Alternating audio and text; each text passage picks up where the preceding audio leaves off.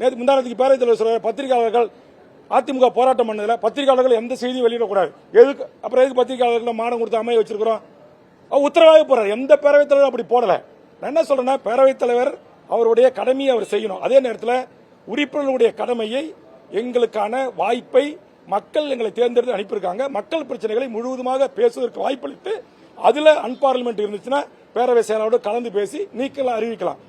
நான் முழுசா கருத்தை சொல்றதுக்கு முன்னாடியே நீக்கிறது என்பது, மைக்கை தொடர்பை துண்டிப்பது என்பது உண்மையிலேயே வருத்தமாக இருக்கிறது. உதாரணத்துக்கு நான் ஒரு சட்டப்பேரவை உறுப்பினர், 4 ஆண்டு கால நிதி அறிக்கை முடிஞ்சிச்சு.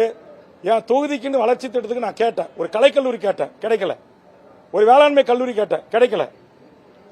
ட்ரைனேஜ் போறதுக்கான ஒரு பாதாள சாக்கடை ஒரு திட்டம் கேட்டேன், கிடைக்கல. ஒரு பெண்களுக்கு என்று ஜாதிய மோதல்கள் வருது, கலவரம் வருது, அதனால ஒரு பெண்களுக்கு என்று தனி பள்ளி வேணும்னு கேட்டேன், கிடைக்கல. அப்ப இந்த 4 ஆண்டு காலத்தில் எந்த துறை அமைச்சர்களின் சார்பாக என் தொகுதிக்கு என்று எந்த அறிவிப்புகளுமே இடம்பெறல. பொதுவான காமனா வர்ற திட்டங்கள் மட்டும்தான் எனக்கு கிடைக்குது. நான் இதை காலை முதலமைச்சரை சந்தித்து கிட்டத்தட்ட 5 நிமிடம் முதலமைச்சர்கிட்ட என்னுடைய இந்த வருத்தத்தை நான் பதிவு பண்ணினேன். அப்ப நான் ஏற்கனவே ஒரு வேதனையோடு இருக்கிறேன்.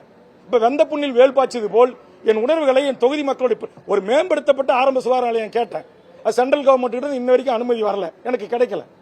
ஒரு 100 பெட்டட் ஹாஸ்பிட்டல் கேட்ட பண்ருட்டில, எனக்கு இதுக்கு அனுமதி இல்ல. அப்ப மக்கள் பிரச்சனைகளை பேசதான் சட்டமன்றத்துக்கு வந்திருக்கிறேன்.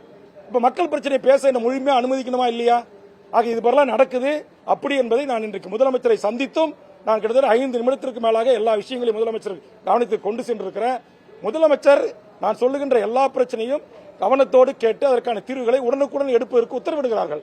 ஆனால் சில அமைச்சர் பெருமக்கள், சில அதிகாரிகள், நான் காவல்துறையோ ஐஏஎஸ் ஐபிஎஸ் யாராக இருந்தாலும் தப்பு செஞ்சா தப்பு நான் சொல்றேன், கண்டிக்கிறேன். லாக்அப் டெத்துக்கு குரல் கொடுக்கிறேன், எஸ்பி சஸ்பெண்ட் பண்றேன், ஒரு எஸ்பி டிஸ்மிஸ் பண்ணிருக்கேன், உச்சநீதிமன்றம் வரைக்கும் வழக்கு நடத்துறேன். என்னால பாதிக்கப்பட்ட காவல்துறை அதிகாரிகள் சில பேர் என் மீது காழ்ப்புணர்ச்சியின் காரணமா சொல்லுவான்.